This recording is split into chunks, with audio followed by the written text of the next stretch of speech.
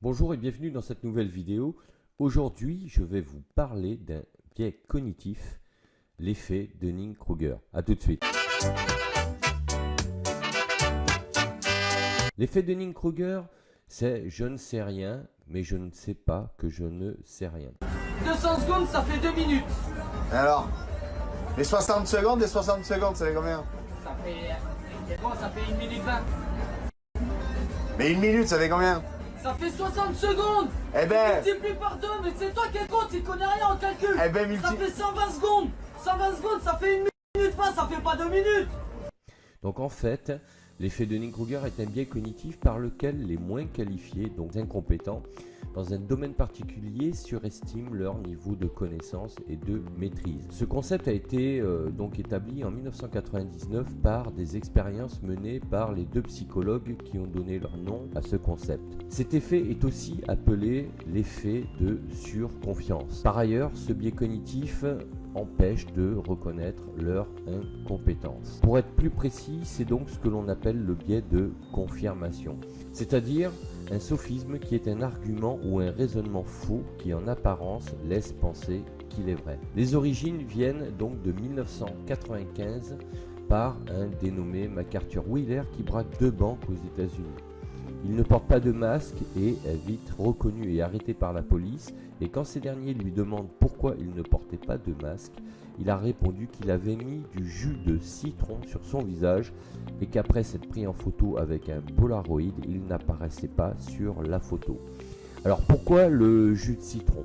Car il peut être utilisé comme encre invisible et masquer ainsi un texte écrit sur une feuille. Il était donc persuadé qu'en se badigeonnant le visage de jus de citron, il serait lui aussi invisible. Dunning et Kruger décidèrent, suite à cette anecdote un peu perturbante, de se pencher sur ce cas pour essayer de comprendre comment des individus pouvaient être persuadés de maîtriser un sujet alors qu'ils n'y connaissaient rien. Voyons tout d'abord ce qu'est le biais cognitif. Un biais cognitif est une distorsion dans le traitement cognitif d'une information. L'interprétation qui va être faite d'une information ne correspondra pas à ce qu'elle est supposée délivrer. La notion de biais signifie que c'est une perception fausse de la réalité en dehors de toute logique et rationalité. L'identification des biais cognitifs est issue de nombreux travaux en psychologie cognitive, en psychologie sociale et dans les sciences cognitives. Voyons maintenant le biais de confirmation. Le biais de confirmation, aussi appelé le biais de confirmation d'hypothèse, consiste à interpréter des informations confortant ses idées et perceptions des choses. Il nous renvoie au système 1 de notre cerveau et à notre cadre de référence qui a construit nos valeurs et notre vision du monde. C'est ce qui nous pousse à rester campés sur nos positions. Notre perception est influencée par les informations mémorisées de manière sélective sur un sujet donné.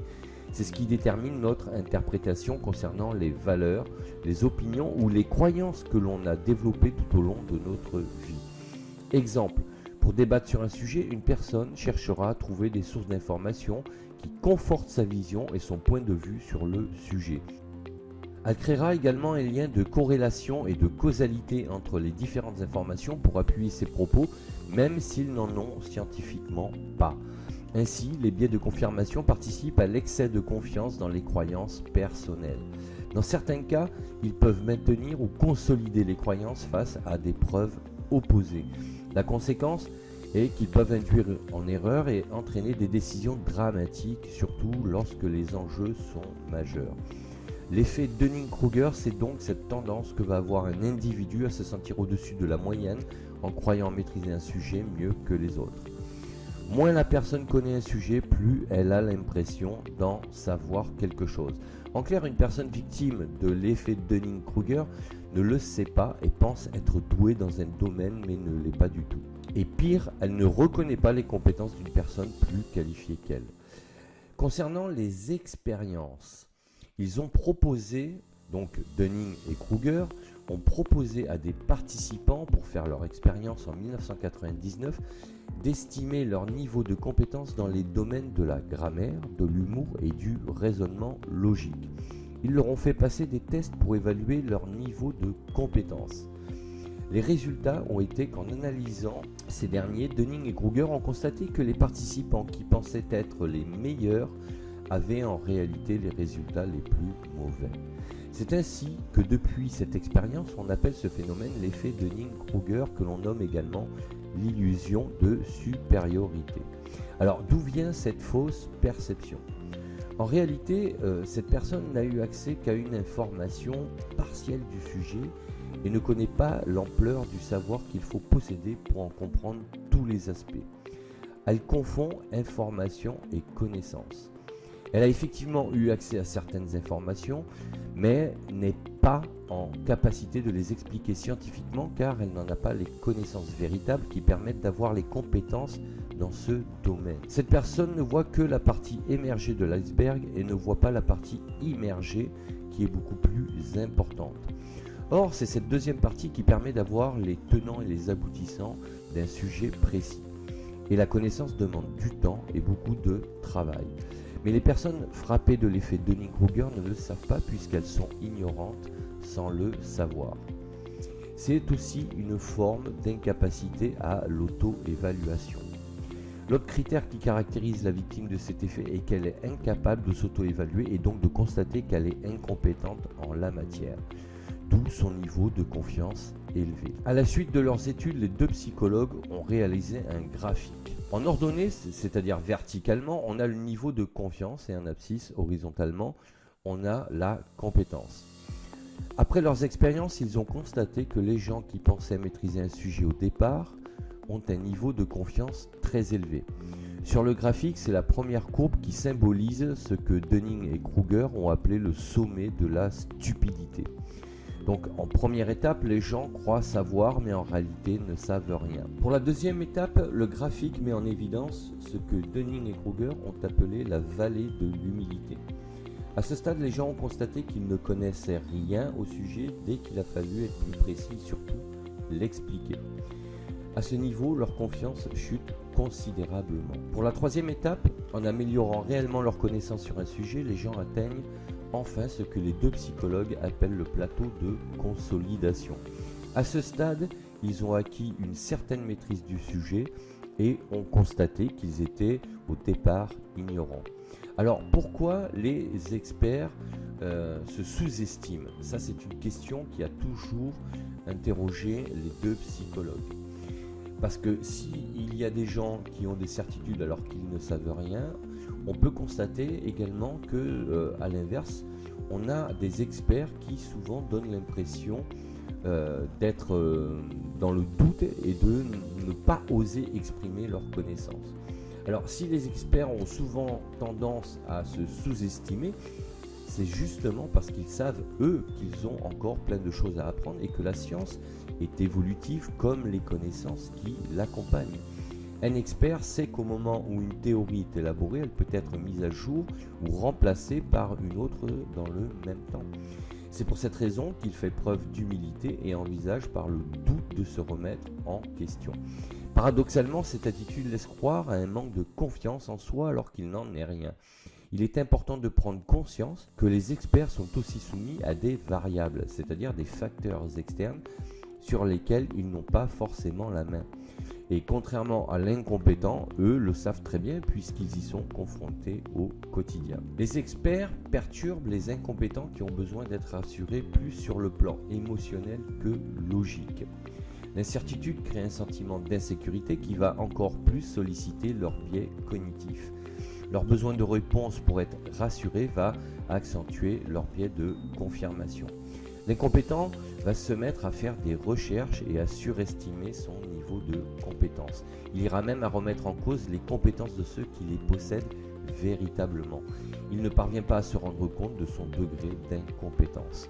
Comme le décrit le graphique, l'incompétent va passer par les 3 étapes pour prendre conscience de son niveau de connaissance et du niveau de confiance auquel il peut réellement prétendre. Entre parenthèses, l'incompétent est souvent moins exigeant avec lui-même qu'avec les autres. Ensuite, on aura la personnalité narcissique. Elle a une surestimation de ses capacités et de supériorité. Elle en vient à en avoir une sous-estimation et de valeur de réalisation des autres. Lorsqu'il ne comprend pas un sujet, le narcissique va s'auto-proclamer détenteur du savoir et se mettre en lumière pour masquer son incompétence. Voyons maintenant quand le biais de groupe renforce l'effet Dunning-Kruger. Des études ont démontré que face à un risque, le groupe a tendance à moins agir ou à l'inverse à prendre des décisions plus risquées. Le sentiment protecteur que représente le groupe laisse penser à un individu qu'il risque moins qu'individuellement. C'est ce que l'on appelle la dissolution de la responsabilité. Alors que, paradoxalement, l'appartenance à un groupe peut renforcer le sentiment d'invincibilité et de supériorité morale. La raison est simple, chaque individu cherche à éviter l'exclusion et pour ça, il sera prêt à se conformer à l'inertie ou à la prise de risque du groupe. Cette inertie ou risque peuvent être intellectuels ou physiques. Dans chaque groupe, il y a des meneurs et c'est naturel. Si les meneurs sont frappés par l'effet Dunning-Kruger, le soutien inconditionnel du groupe ne fera que renforcer le biais de confirmation. C'est normal puisque la communauté se retrouve autour des mêmes valeurs qui les rassemblent. De cette manière, l'effet de surconfiance sur un sujet sera renforcé par l'adhésion globale des individus. Voyons quelques petites citations. L'ignorance engendre le plus souvent la confiance que ne le fait la connaissance. Charles Darwin. L'ignorant affirme, le savant doute et le sage réfléchit. Aristote. Tout ce que je sais, c'est que je ne sais rien, tandis que les autres croient savoir ce qu'ils ne savent pas. Socrate. Les cons, ça ose tout, c'est même à ça qu'on les reconnaît. Michel Audiard. Donc voilà, ces citations symbolisent bien ce qu'est l'effet Dunning-Kruger. En résumé, l'effet Dunning-Kruger est un vrai casse-tête pour les experts face aux victimes de leurs biais cognitifs. En sachant qu'on est tous confrontés à ces biais, qu'il est très difficile de dire à quelqu'un que l'on ne sait pas comment ça va se passer, même si on est un expert. L'individu qui n'a pas de connaissances attend des réponses et perçoit souvent des sujets complexes ou pas, comme un self-service dans lequel il y aurait une réponse à chaque question. Or, les choses sont beaucoup plus nuancées dans la réalité. Accepter qu'il y ait des inconnus sur certaines problématiques implique un certain lâcher-prise, une humilité et de la patience. Voilà ce que je voulais vous dire sur ce sujet. Si cette vidéo vous a plu, n'hésitez pas à vous abonner à la chaîne en mettant un petit pouce bleu également pour me dire que ça vous a plu. Et sachez que vous pouvez télécharger librement et gratuitement mon guide Comment transformer sa vie pour trouver sa voie et mon livre Accomplissez-vous, dont je vous mets les deux liens sous la vidéo. Il ne me reste plus qu'à vous dire à bientôt pour d'autres sujets. Et d'ici là, portez-vous bien. Ciao, ciao.